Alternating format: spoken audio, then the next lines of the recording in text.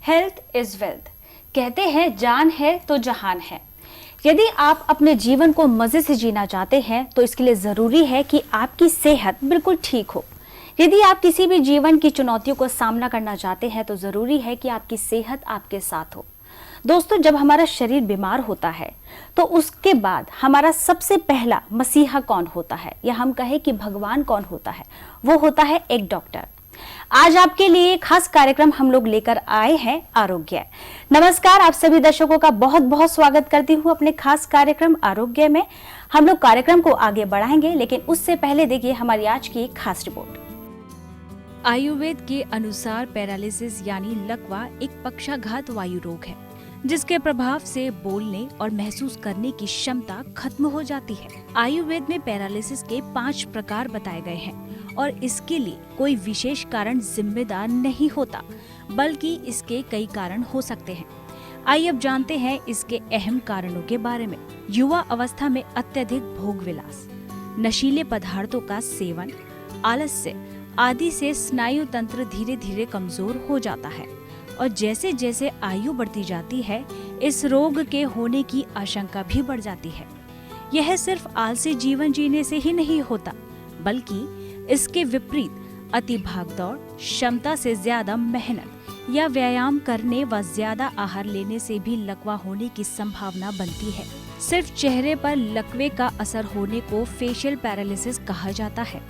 इसमें सिर, नाक, होठ, ठोडी, माथा, आंखें तथा मुंह स्थिर होकर सुन्न हो जाते हैं।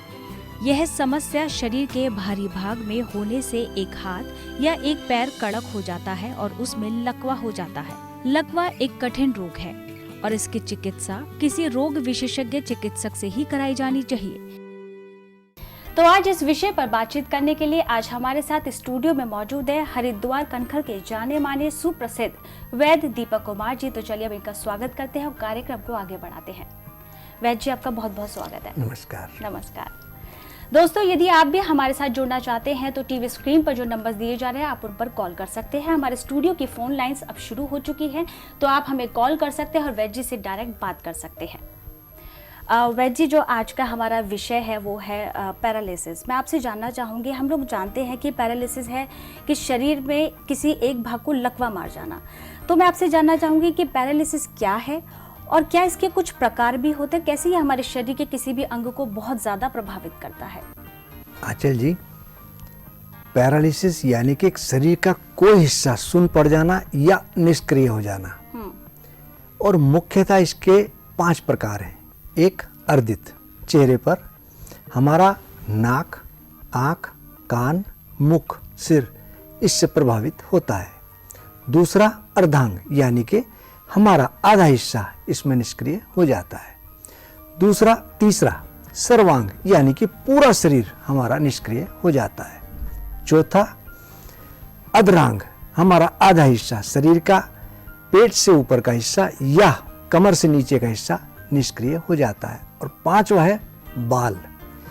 बच्चों में ये दिक्कत होती है 4-5 महीने से लेकर 3-4 साल तक, और इसमें हमारी सुषुम्ना नाड़ी जो है वो भी असर डाल देती है, उस पर भी असर पड़ जाता है और वह भी निष्क्रिय हो जाती है। इसके मुख्य कारण है ब्लड प्रेशर का बढ़ना, या बहुत ज़्यादा तनाव, चिंता में रहना, या फिजिकल एक्टिविटीज़ बहुत ज़्यादा ना होना, या बीपी शुगर बहुत बढ़ना। शुगर कभी कभी हमारी बहुत ज़्यादा बढ़ जाती है, तब भी दिक्कत आ जाती है। और हमारे अपने खान पान पर विशेष ध्यान ना रखना, बहुत ज़्यादा तला भुना शराब, मिर्च मसाले, मांस मदिरा का सेवन करना, और कभी कभी कुछ लोग बहुत ज़्यादा एक्टिविटीज़ गेम्स में लेते हैं, उनको भी ये दिक्कत सताती है। हमारा जो नर्वस सिस्टम है धीरे धीरे वीक होने लगता है और एक उम्र के बाद 50-60 के बाद अपना असर एकदम दिखाती है। इसमें कभी कभी कोई चोट लग जाती है और हमारा जो ब्लड के अंदर है क्लॉट बन जाता है, धीरे धीरे वो माइंड की ओर जाता है, तब भी इस प्रकार की दिक्कत आती है। और अक्सर यह 3-4 दिन में अपना रिकवरी बॉडी शुरू कर देती है और 15 दिन तक इसकी रिकवरी बॉडी ले लेती है, लेकिन 15 दिन के बाद इसकी रिकवरी स्लो हो जाती है।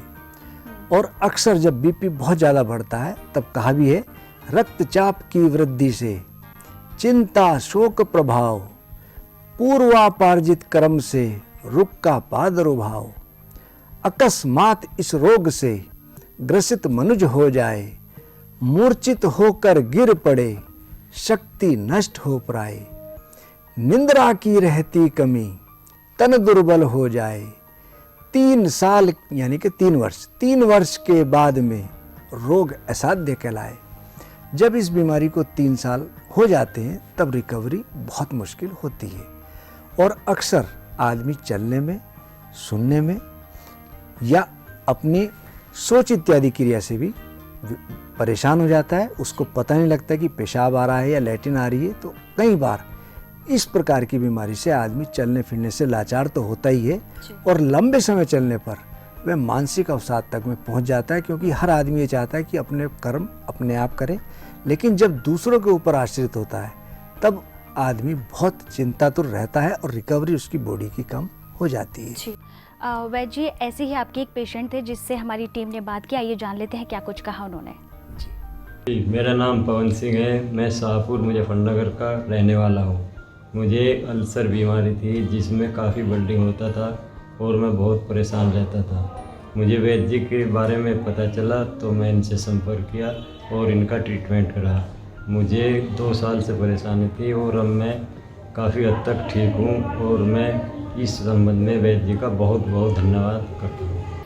वैद्य जी, ये थे पवन सिंह जो मुजफ्फरनगर से, इनको 2 साल से जो है ये अल्सर के पेशेंट रहे थे और कई टाइम से इनको पेट में इन्फेक्शन रहा, कई तरह की ब्लीडिंग की भी इनको प्रॉब्लम रही। फिर जब ये आपके संपर्क में आए तो इन्हें काफ़ी जो है आपके आयुर्वेदिक ट्रीटमेंट से काफ़ी लाभ हुआ है। तो क्या ऐसी आपने संजीवनी बूटी इनको दी थी? आचार्य जी, आयुर्वेद में कुछ जड़ी बूटी ऐसी हैं जो इस प्रकार की बीमारी में अपना चमत्कार दिखाती हैं। उनमें से एक है इसबगोल की भूसी, दूसरा कच्चे बेल का चूर्ण। हम बेलगिरी लेते हैं कच्ची, उसका छिलका उतार कर सुखाकर उसको पीसते रखते हैं चूर्ण बना करके। कैसा भी अतिसार हो या इस प्रकार की दिक्कत हो उसमें बहुत लाभ देता है। और इसबगोल की भूसी द्वारा निर्मित हम अपना एक चूर्ण बनाते हैं अपनी फार्मेसी में, प्रवाही काहर चूर्ण। इसके बारे में कहा भी है, सिरसा सिंबा रोहिणी सोना मुखी समान, सीता स्निग्ध बीज हेम त्रय, शीत नीर अनुपान।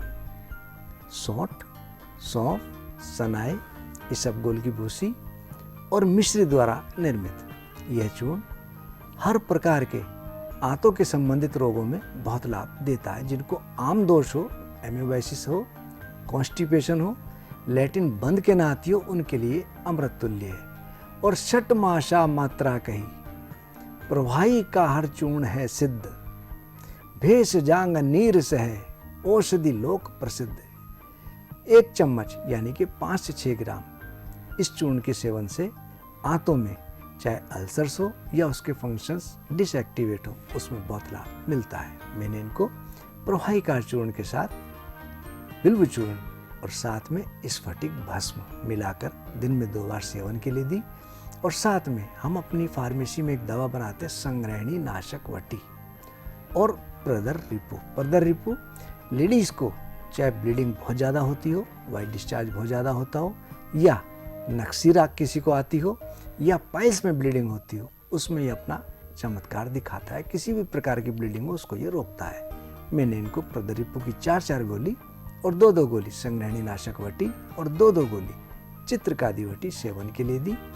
इनको पेट बंधा और जो आंतों के अंदर अल्सर्स थे जिसके कारण ब्लीडिंग होती थी, धीरे धीरे बंद हुई और आपने देखा भगवान के आशीर्वाद से अब ये काफ़ी हद तक स्वस्थ है।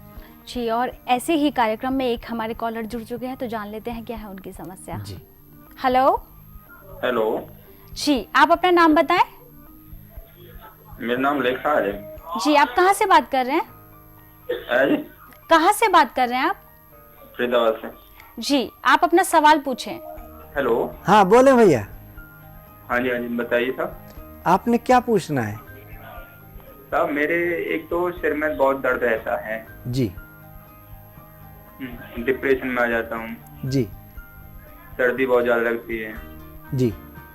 सिर में चक्कर रहता है जी, गोलमोल हो जाती है, टेंशन हो जाती है बेहोशी की शिकायत होती है, चिड़चिड़ापन रहता है। ठीक। आपकी उम्र कितनी है? 20 साल। आपको कहीं सर्वाइकल की दिक्कत तो नहीं है, सर्वाइकल स्पॉन्डिलाइटिस की? नहीं। आप लेट के टीवी देखते हो या बहुत ज़्यादा आप लेट के पढ़ते हो या मोबाइल चैटिंग करते हो? बहुत पहले देखा था। जी। अब तो नहीं देखता, बहुत मुझे तो आता ही नहीं है कोई। ठीक। बोलता है तो आता नहीं है। झुक कर काम तो नहीं करते? नहीं। क्या बहुत ज़्यादा तनाव रख रखा है? और पेट साफ रहता है या नहीं? नहीं रहता। और कोई दिक्कत? कंपन बनी रहती है सारे शरीर में। आपका ब्लड प्रेशर नॉर्मल है? ठीक। हाँ। आप एक काम करें, गोदंती भस्म मार्केट से ले लें, बहुत सस्ती दवा है, बहुत अच्छी दवा है। 1 ग्राम प्रातःकाल सुबह खाली पेट उठते साथ गुनगुने पानी के साथ सेवन कर लें। और दिन में 2 बार दिल की ताकत के लिए, डिप्रेशन के लिए जवाहर मोरा होलदिल वटी, मनोहर बूंद रामफल वटी और तीसरा ब्राह्मी वटी, इन तीनों की 2-2 गोली दिन में 2 बार भोजन के बाद पानी के साथ सेवन करें। और तीसरा, रात्रि सोते समय 1 चम्मच प्रवाहिकार चूर्ण, इसमें 1 ग्राम अश्वगंधा चूर्ण और 250 मिलीग्राम मुक्ता शुक्ति। अगर मुक्ता पिष्टी डालें तो बहुत अच्छा रहेगा, अन्यथा ये थोड़ी महंगी है। आप सस्ते में मुक्ता शुक्ति मिलाकर रात्रि में दूध या पानी के साथ सेवन करें। झुककर काम ना करें, तकिया निकाल दें और चिंता, बिल्कुल टेंशन छोड़ दें, क्योंकि तनाव से हमारी बॉडी के जितने ऑर्गन्स हैं धीरे धीरे वीक होते हैं और इस प्रकार की दिक्कत बनती है। खासतौर से डिप्रेशन सबसे पहले आता है। आप इन चीज़ों से बचें। प्रातःकाल, अगर प्रातःकाल ना घूम सकें तो सायंकाल दिन में 3 से 4 किलोमीटर घूमें जरूरी। आपको घूमने से बहुत लाभ मिलेगा, तनाव छोड़ेंगे, धीरे धीरे आपकी बॉडी के फंक्शन एक्टिवेट होंगे। और जो मैंने दवाई बताई है इनको सेवन करें। मिर्च मसाले, खट्टा, तले पदार्थ, इनसे बचें। मैं उम्मीद करता हूँ आपको निश्चित रूप से लाभ मिलेगा। किसी भी प्रकार की नशा आप करते हो तो उससे बहुत ज़्यादा बचना, क्योंकि नशा नाश की निशानी है। इससे हमारी जो न्यूरो सिस्टम है वह भी वीक पड़ता है, कंपन भी बढ़ती है। तो आप नशा किसी भी प्रकार खाओ, उससे बचे। चाय की जगह दूध का सेवन करें, आपको निश्चित रूप से लाभ मिलेगा। और बहुत बहुत धन्यवाद आपका हमारे साथ जुड़ने के लिए, और उम्मीद करती हूँ कि आपके सवाल का जो जवाब है आपको मिल ही गया होगा। दर्शकों, यदि आप भी हमारे कार्यक्रम के साथ जुड़ना चाहते हैं तो आप हमें टीवी स्क्रीन पर दिए गए नंबर्स पर कॉल कर सकते हैं। साथ ही साथ आपको बता दें, यदि आप यूट्यूब, फेसबुक, ट्विटर के साथ भी हमारे साथ जुड़ सकते हैं, उनको फॉलो कर सकते हैं। सभी डिटेल्स आपकी टीवी स्क्रीन पर। चलिए, वक्त हो चला एक छोटे से ब्रेक का। आप कहीं मत जाइएगा, जल्द होंगे हाजिर।